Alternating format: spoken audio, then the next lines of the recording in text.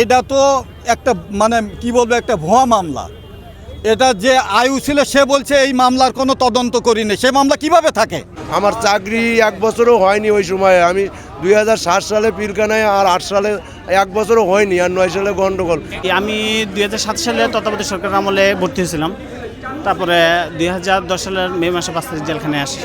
বাইরের পরিবেশে আমরা সেই 16 বছর ভেতরে ছিলাম, এখনও পরিস্থিতি কিছু জানি না, সবে বের হইলাম। কোনো রাস্তাঘাটও আমি চিনি না ঢাকা, কারণ আমি ওই সময় মাত্র নবীন সৈনিক ছিলাম। আমি ঢাকা শহরও চিনি না বর্তমানে। হ্যাঁ, এখন আমার বাবা মা বৃদ্ধ মানুষ, আমি গরিবের সন্তান। আমার বাবা মা একবেলা খেয়েছিল, একবেলা না খেয়েছিল। আমি সংসারের একমাত্র উপার্জনকারী। আমার 2টি ছোট ভাই বোন আছে।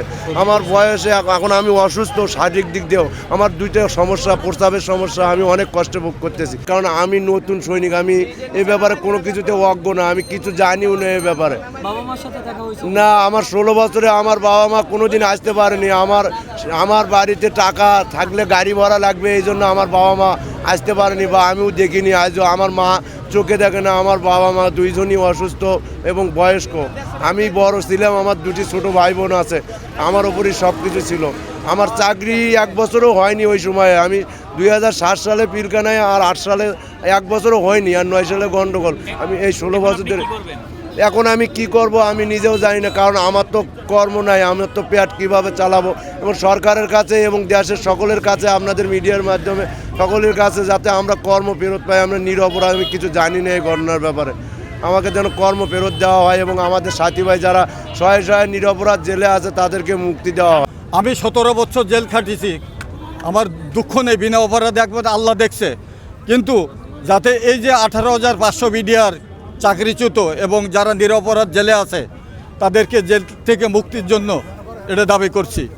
আর যাতে চাকরি ফেরত পায় সবাই, এই দাবিটা আপনাদের মিডিয়ার মাধ্যমে সরকারের কাছে জানাচ্ছি। বিস্ফোরক মামলায় জামিন পেয়েছেন, কিন্তু মামলা তো রায় পর্যন্ত পৌঁছায় না। এটা নিয়ে আপনাদের কোনো শঙ্কা আছে কিনা? হ্যাঁ, এটা নিয়ে আমরা এটা নিয়ে আমরা সরকারকে জানাইছি। প্রয়োজনে এটা যদি ক্যান্সেল করে না হয়, আমরা অবশ্যই আমাদের আন্দোলনের মাধ্যমে এটা আমরা শেষ করব। আমি বলি যে এটা তো একটা মানে কি বলবো একটা ভুয়া মামলা। এটা যে আয়ু ছিল সে বলছে এই মামলার কোনো তদন্ত করিনি, সে মামলা কিভাবে থাকে? অনেক লোক এখনও মনে করেন কোনো সাজা নেই, কিন্তু অথচ অনেক ধরে জেলখানায় আছে।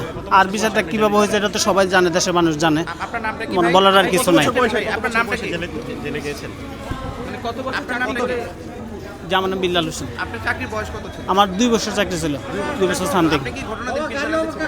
আমি একটা খেলা উপলক্ষে পিলখানায় ছিলাম। আমি ঠাকুরগাঁ ব্যাটালিয়ন থেকে গ্রেপ্তার হয়েছিলাম। জি জি জি 2 বছর চাকরি সে জি আমি 2007 সালে তত্ত্বাবধায়ক সরকার আমলে ভর্তি হয়েছিলাম। তারপরে 2010 সালের মে মাসে 5 তারিখ জেলখানায় আসি।